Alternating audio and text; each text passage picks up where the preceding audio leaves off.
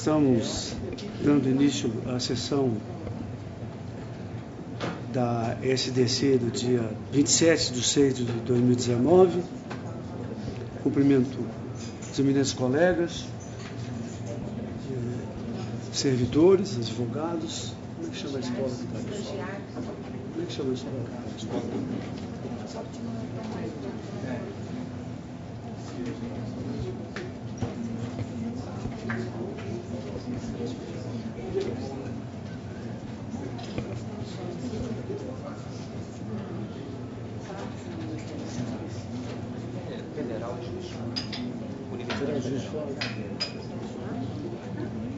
Cumprimento também os alunos da Escola de Direito da Universidade Federal de Juiz de Fora, dando-lhes as boas-vindas, esperando que possam aproveitar bem a sessão. É uma sessão pequena e talvez seja até rapidíssima, porque são dois processos.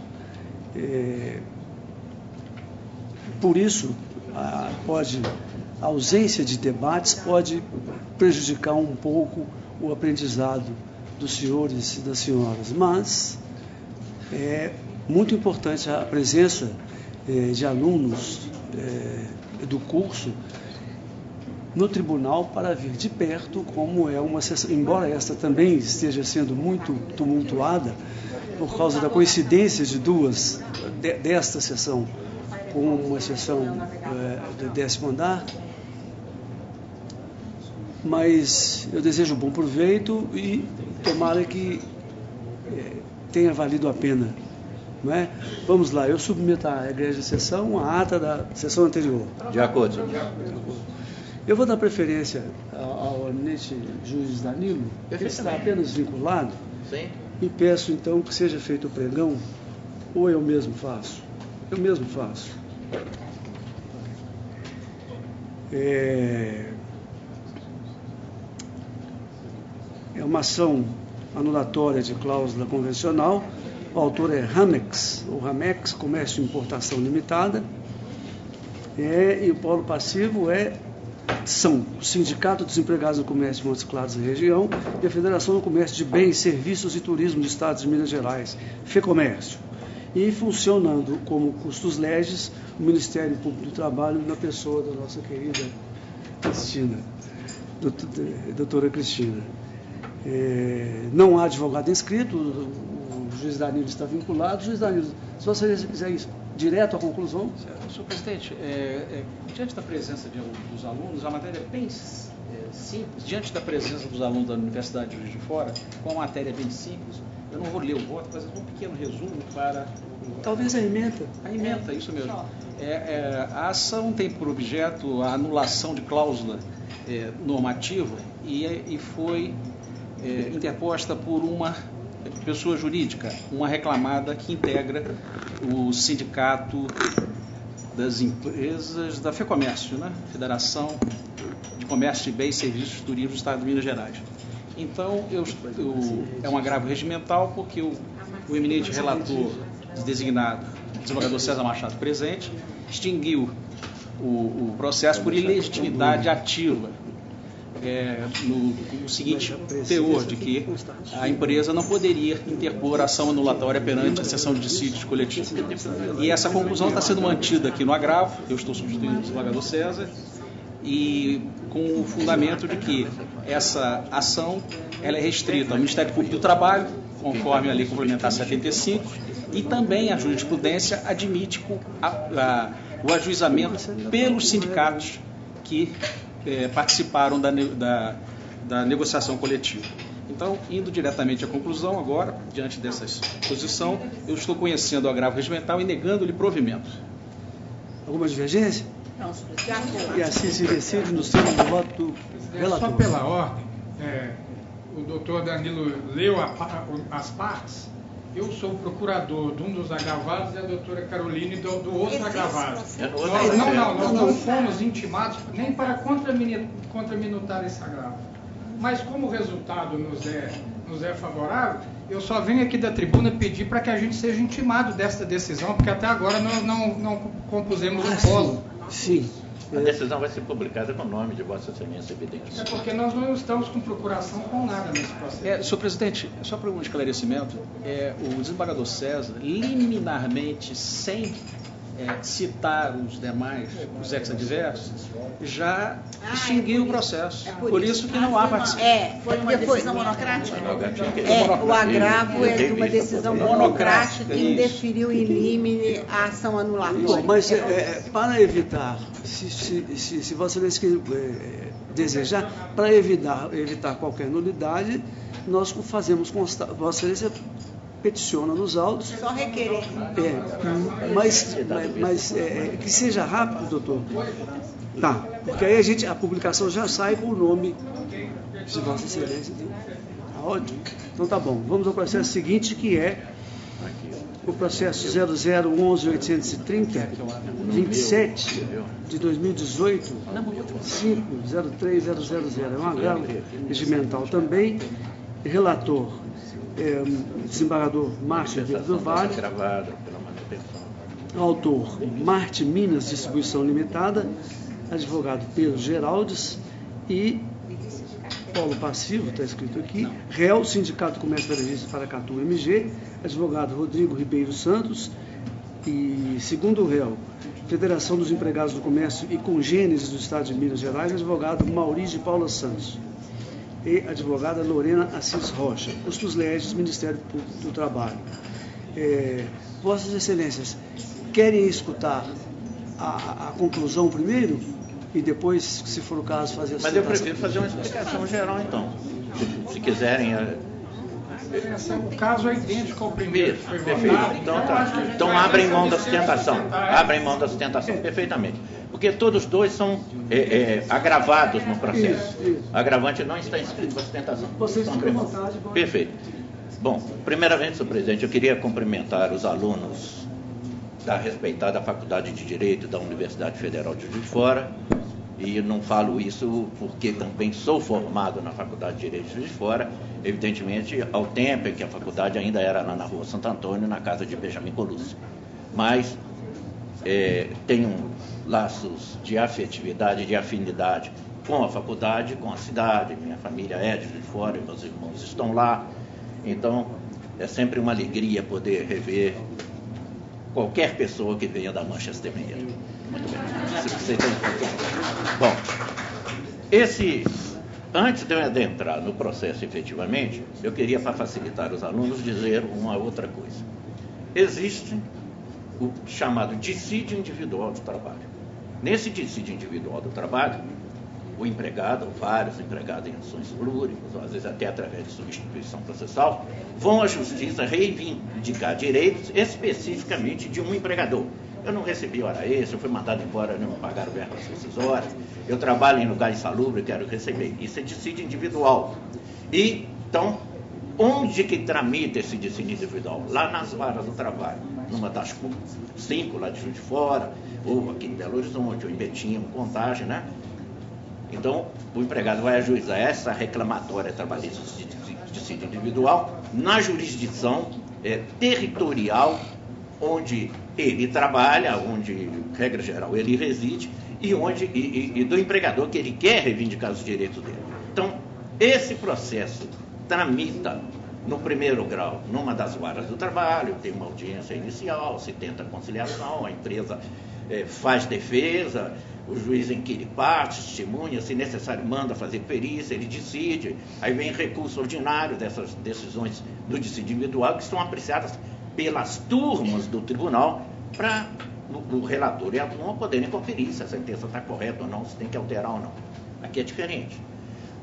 Essa sessão nossa é de dissídios coletivos, onde o que se discute não é mais o direito individual de um empregado ou de vários empregados, mas sim direitos afetos a toda uma categoria profissional. Você pode ajuizar um dissídio coletivo dos tecelões, dos comerciários lá de fora, dos bancários, enfim, direitos afetos. E quem responde é o sindicato da categoria econômica. Não tendo sindicato ou da categoria profissional ou econômica na localidade, na base territorial, esse direito de ação e o direito de participar do polo passivo da relação processual se transfere à federação, às vezes até em algumas hipóteses às confederações. Nesses dissídios coletivos são estabelecidos não direitos de um empregado, mas direitos de uma coletividade. Todos os comerciários de fora receberão, junto com o 13º, também mais um valor de uma gratificação tal. Isso vai abranger todo o trabalhador que tiver lá de fora trabalhando. Não vai, o comércio de fora não vai abrir nos sábados depois das 12 horas. Isso vai afetar toda a categoria lá. Então, no dissídio coletivo se estabelecem direitos para uma coletividade. Nós estamos na sessão de dissídio coletivo. Aqui o que aconteceu? Foi feito antes desse processo que nós vamos julgar aqui, uma convenção coletiva de trabalho. Ou seja, a Federação dos Empregados no Comércio, o Sindicato do Comércio lá de Paracatu, dos empregados no comércio de Paracatu, fizeram um ajuste com a categoria econômica para aquela base territorial, estabeleceram direito para toda a coletividade de trabalhadores no comércio lá da região de Paracatu. E, feito isso, esses direitos têm uma força erga omnes, se aplica a toda a categoria. E o que aconteceu? A empresa Marte Minas Distribuição Limitada é uma empresa individual, ela entrou com uma ação anulatória de cláusulas dessa convenção coletiva, dizendo que não concordava com ela, queria que essa sessão anulasse as cláusulas da convenção coletiva que foi celebrada. E a discussão que se tem nos autos é se ela teria legitimidade, ela sozinha, para anular um ajuste que foi feito por uma coletividade, sindicato de empregados de um lado e sindicato de patrões do outro. E, monocraticamente, o juiz que substituía no meu gabinete extinguiu o processo porque disse que ela não tinha essa legitimidade para entrar com essa ação. Ela não poderia anular uma convenção coletiva que se aplicava a todos os empregadores lá da região, e ela sozinha vem e anula aquilo tudo. Não há anuência dos outros, ela sozinha quer abarcar o direito de anular isso. Vejam, por exemplo, se nós tivéssemos um dissídio coletivo, por exemplo, dos gráficos de Juiz de Fora, todos, e um empregado gráfico feito uma convenção coletiva, ele entrava, quer anular essa convenção coletiva, e ele, em detrimento de direitos ajustados nessa convenção coletiva lá de Juiz de Fora para 1000 gráficos, ele anulava aquilo tudo em prejuízo de 999. Ele não tem legitimidade para isso. Então, a Marte Plus, quando entrou com essa ação anulatória aqui, o colega que substituía no meu gabinete, eu estava de férias, ele monocraticamente, ele sozinho, ele extinguiu o processo por não ter legitimidade a Marte Plus para fazer isso. A Marte Plus, o que fez? Diante dessa decisão monocrática, ela entrou com recurso ordinário para o TST. Errou no recurso. Aí o desembargador vice-presidente recebeu o recurso como agravo regimental, porque das decisões monocráticas cabe agravo regimental e não o recurso ordinário. Dessa decisão que nós demos aqui, sim, caberá um recurso ordinário para a sessão de dissídios coletivos do TST. Mas daquela monocrática que extinguiu o processo, caberia agravo regimental. Então, o desembargador vice-presidente recebeu como agravo regimental e, diante do princípio da fungibilidade recursal, um recurso pelo outro, desde que esteja no prazo, é possível, e trouxe esse processo, devolveu esse processo para o meu gabinete, então, para que eu examinasse o recurso ordinário interposto como agravo regimental e discutisse a questão. Por isso eu trouxe esse processo para ser julgado aqui nessa sessão.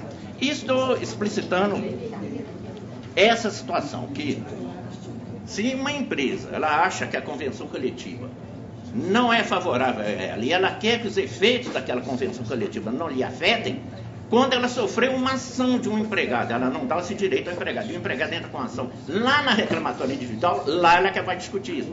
Isso não se aplica a mim, por isso, por A mais B e tal. Mas ela ter uma ação aqui na sessão de dissídio coletivo para anular o acordo, a convenção coletiva, ela não tem.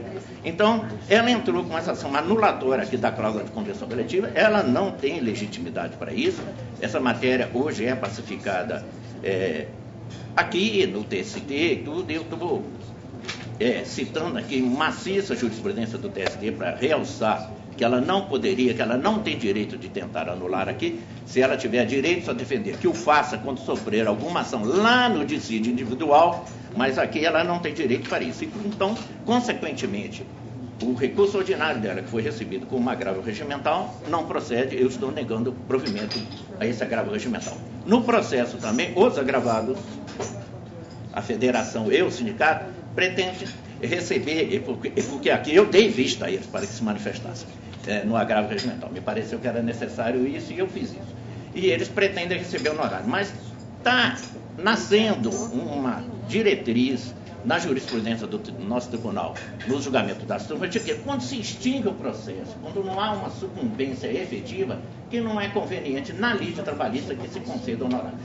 Então, estou citando agora de pessoas respeitáveis, como a doutora Denise, o doutor Paulo Maurício, a Luciana Viotti substitui no tribunal, e estou entendendo, então, que não há que se falar também aqui em honorários.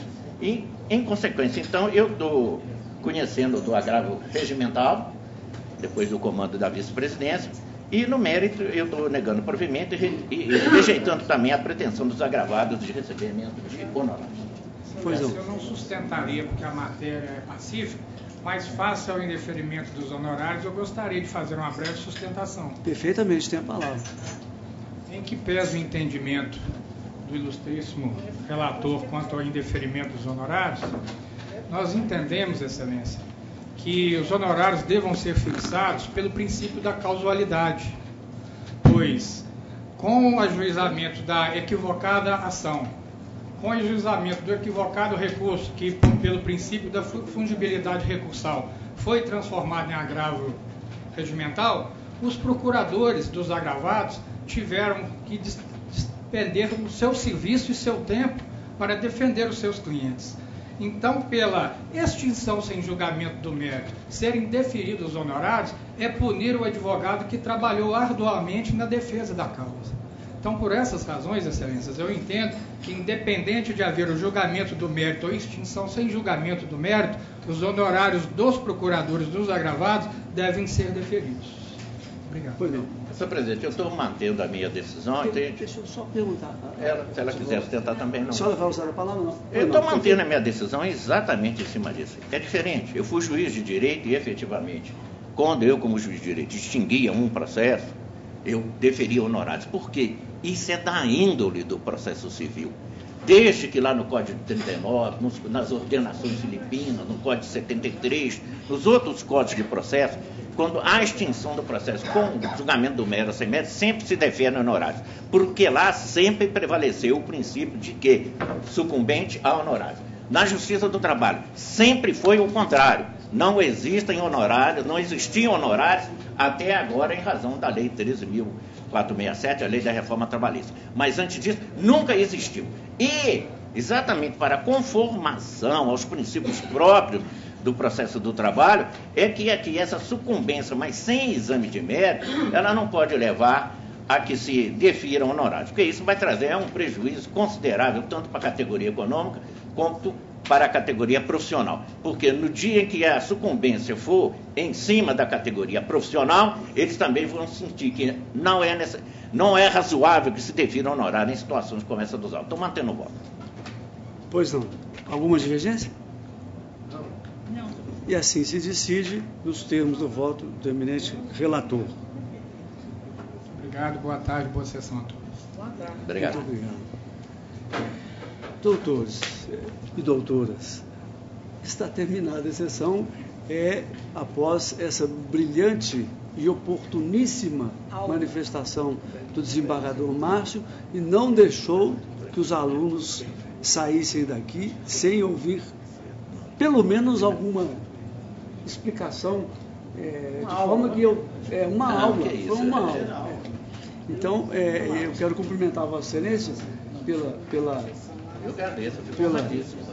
pela manifestação e pela oportunidade tão bem encaixada, exatamente para que os alunos não façam jejunos.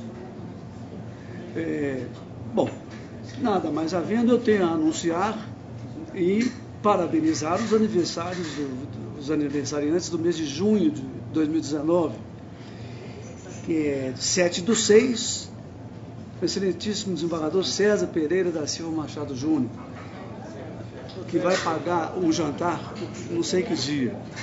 E 13/6/2019, a excelentíssima desembargadora Emília Facchini, que vai fazer uma fogueira, uma festa junina, lá no Alphaville. Cumprimentando. Festa de Santo Antônio. E os alunos de Juiz de Fora estão convidados, né? Porque também é de Juiz de Fora. Ainda mais que Juiz de Fora é feriado. É o protetor da cidade. Então, é então ficam os nossos parabéns, Obrigada, as nossas felicidades e tudo de bom.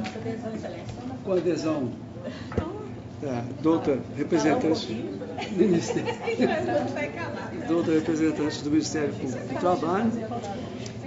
E nada mais havendo, e agradecendo a presença dos alunos e reiterando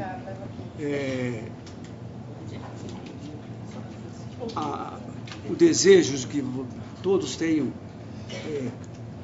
aurido as lições do desembargador Márcio, dizer que estamos sempre abertos a recebê-los para o aprendizado e para complementar as aulas teóricas da academia.